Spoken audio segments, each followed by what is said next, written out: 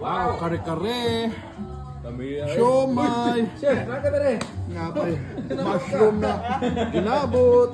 Lipstick the mushroom. Sisig from using the white stalk of the white oyster mushroom. Not this one. Kasi the stalk of this one is different from the white. So that's the oyster of the white. Yeah, this is the white. So we can see the real oyster mushroom inside the growing house later on. So here, ito lang. So this one is very ano siya, matigas, gahe. No? So on our process, we are binablanch, not blanching, pinapakuluan for like 2 hours since matigas siya. So we have this a shortcut na lang, no?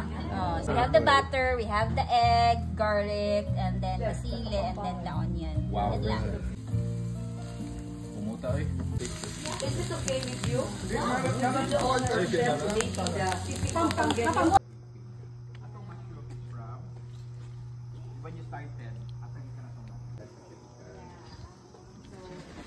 Kana ilang gigama din ha, this for the new fruiting bags na waiting na magbunga na siya.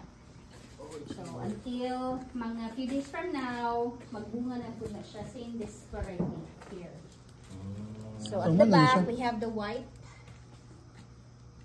Yung since we are certified organic mushroom farm, so yung pina-certify namin is the pink, white, beauty products nila.